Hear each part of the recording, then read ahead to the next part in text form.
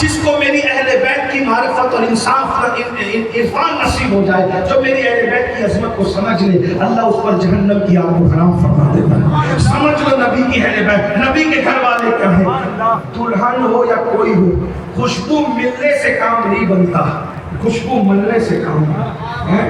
بریلی کے کلندر کو کروڑوں سلام ہو، اس پہ آپ کو سبحان اللہ کہنا چاہیے۔ قوم کا کیا حال ہو گیا بھائی، جلسوں میں چندہ ہوتے ہوتے سبحان اللہ بھی افضل میں پڑتا ہے۔ نبی کی آل کے نام پہ تو پتھر بھی بولتے ہیں، نبی کی آل کے نام پہ تو جانور بھی بولتے ہیں۔ اگر آپ چپ رہتے ہیں تو پھر ہم کیا سمجھیں کہ آپ زبردستی آئیں گے؟ زہرا کے لال کی محفل میں کوئی زبردستی نہیں آتا، جب تک کہ زہرا کی طرف سے اشارے نہیں ہوتے اس وقت تک قسمت کے روشن ستارے نہیں ہوتے۔ آپ کس کی محفل میں آئے ہیں؟ غوث اعظم کے بھی غوث اعظم کی محفل میں آئے ہیں، غریب نواز کے بھی غریب نواز کی محفل میں آئے ہیں، داتا کے بھی داتا کی محفل میں آئے ہیں، خواجہ کے بھی خواجہ کی محفل میں آئے ہیں۔ نام زبان پر آئے تو مصیبتیں ٹل جائیں، قسمت بدل جائے۔ توجہ فرمائیں، کیا عرض کر رہا تھا کہ خوشبو ملنے سے کام نہیں چلتا جب تک خوشبو ملی نہ جائے۔ کروڑوں روپے کی عطر کی شیشی جوڑ میں رکھ لیں، کام بنتا ہے؟ خوشبو آتی ہے نہ، جب تک ملا نہ جائے۔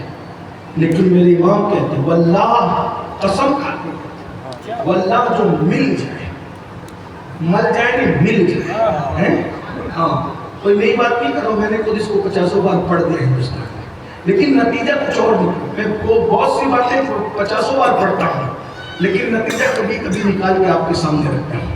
تو یہاں کچھ نتیجہ نکالنا ہے آج، اللہ کرے بات سمجھ آئے، اللہ کرے بات۔ تو خوشبو مل جائے، ملنے سے بھی دلہن بھائی جائے، صرف مل جائے، حضور کا پسینہ مل جائے۔ قسم کھا کے کہتے ہیں امام احمد رضا کہ میرے محبوب کا پسینہ مل جائے تو بھی دلہن کو عطر کی ضرورت، ملنے سے مل جائے تو بھی وہ مہکتی، کیسا پسینہ ہوگا، سبحان اللہ ہے۔ اور ایک بات یہ بتاؤں، نبی کا جو پسینہ نکلتا تھا نا وہ ہماری طرح نہیں نکلتا، ہمارا ادھر ادھر سے نکلتا ہے۔ صحابہ کہتے ہیں حضور کا جو پسینہ نکلتا تھا وہ پیشانی پر موتیوں کی طرح چمکتا تھا، بہتا نہیں تھا، جمتا تھا ایسا، اور حضور کی پیشانی چاندی کی طرح چمکدار تھا۔ اس جملے سے رجوع کرنا چاہتا ہوں، چاندی کی کیا ہوتا ہے؟ چاندی جس کے صدقے چمک رہی ہے وہ چاندی، لیکن سمجھانے کے لیے بس تھوڑا سا یہ استعارتاً کچھ نہ کچھ تو بولنا پڑتا ہے تاکہ سمجھ میں آنے والی بات سے نہ سمجھ میں آنے والی بات پر پہنچنا پڑتا ہے۔ تو حضور کی پیشانی چاندی کی طرح چمکتی تھی، تو ایسا لگتا تھا جیسے کسی نے چاندی کی پلیٹ پر سونے کے موتی ٹانگ دیے۔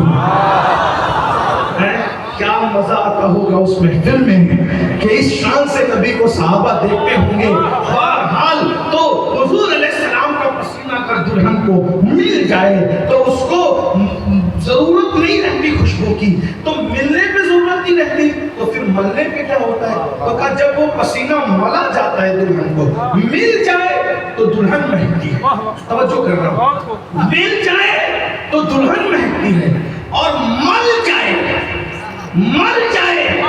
تو اس کا پورا خاندان مہکتا ہے۔ ملنے پر اس کے پیٹ سے جتنے بچے پیدا ہوتے ہیں ہر بچہ نبی کے پسینے کی خوشبو سے مہکتا ہے۔ مدینے میں اس گھر کا نام رکھ دیا جاتا ہے خوشبو والوں کا گھر۔ ایک بار نبی کا پسینہ ملا تو دلہن کی ساری نسل مہک گئی۔ اب مجھے بتاؤ، پسینہ اور خمیر، پسینہ اور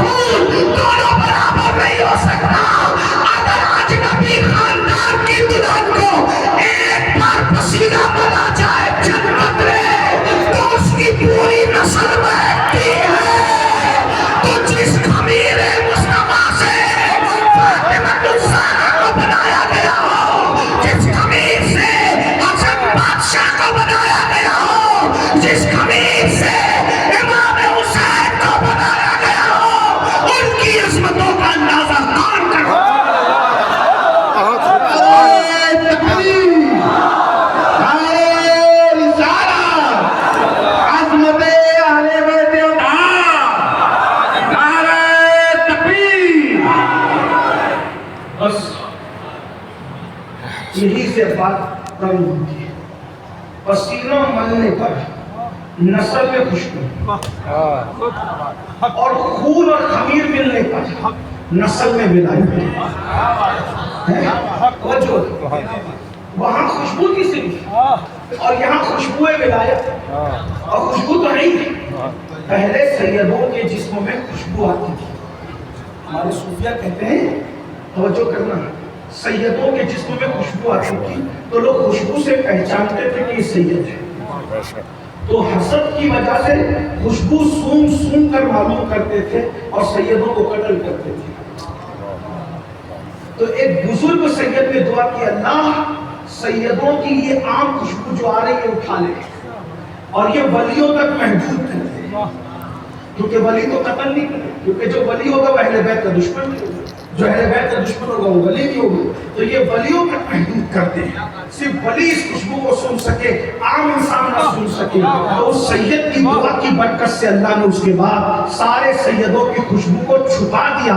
اب یہ صرف ولی سن سکتا ہے, عام انسان کے بس کی بات نہیں ہے. اور میں تو دعا کرتا ہوں اللہ ایک بار پھر ایسا کر دے کہ سیدوں کی خوشبو پھر ظاہر کر دے, تاکہ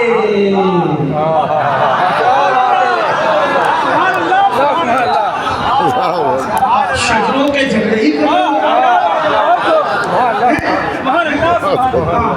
تاکہ شجروں کے جھگڑے ہی ختم ہو جائیں. کچھ تو وہ ہیں جن کو رشوت پہ مان لیا گیا اور کچھ تو وہ ہیں جن کو حسد کی وجہ سے ماننے سے انکار کر دیا گیا.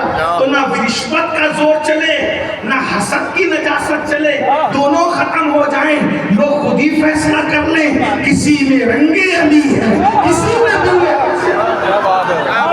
لیکن بات اتنی ہے, ذرا غور کریں تو نبی کی نسل میں ولایت کی خوشبو باقی رہی. اسی لیے آپ دیکھیں جتنے بڑے بڑے ولی ہیں سب اہل بیت کے اندر ہیں. آپ دیکھ لیں بہت کم ولی ایسے ہوئے ہیں جن کا تعلق جو ہے نسبی اعتبار سے اہل بیت سے نہیں ہے, لیکن قلبی اعتبار سے ان کا رشتہ وہاں سے بھی ملا ہوا ہے. یہ بات یاد رکھیے گا. اور اللہ اکبر, دیکھنا جتنے بڑے ولی ہیں. بلکہ یہ بات بھی بتا دوں, صوفیہ کہتے ہیں کہ جو پوری دنیا میں غوث اعظم ایک ہوتا ہے, زمانے کا جو سب سے بڑا قطب ہوتا ہے وہ ایک ہوتا ہے. اور یاد رکھیے گا وہ قطب جو سب سے بڑا پوری دنیا میں ہوتا ہے وہ سید ہوتا ہے. غیر سید کبھی قطب عالم پوری کائنات کا سب سے بڑا قطب اور غوث نہیں ہو سکتا. یہ نبی کے خاندان کے ساتھ خاص کر دیا گیا.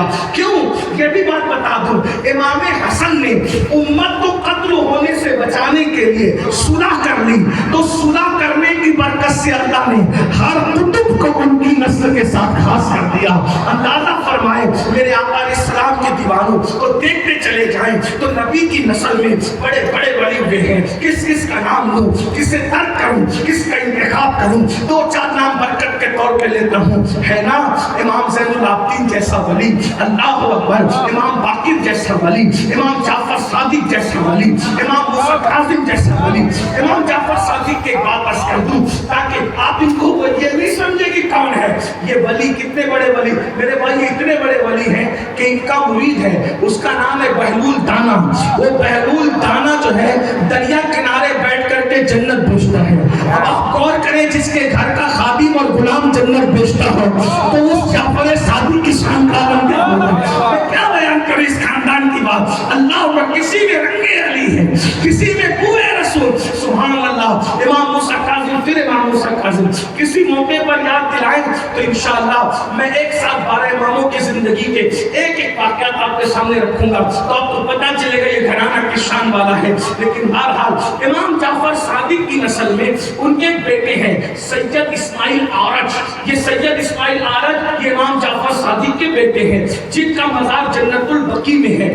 ان کی نسل میں خاندان چلا ہے جن کو خاندان نور بخشی کہا گیا, اور اسی خاندان کے اندر محبوب یزدانی ہمارے مرشد حضرت سیدنا مخدوم اشرف جہانگیر سمنانی پیدا ہوئے. جہانگیر سمنانی مخدوم جو ہے 5 سے 7 سال کی عمر میں سمنان کے بادشاہ ہوئے.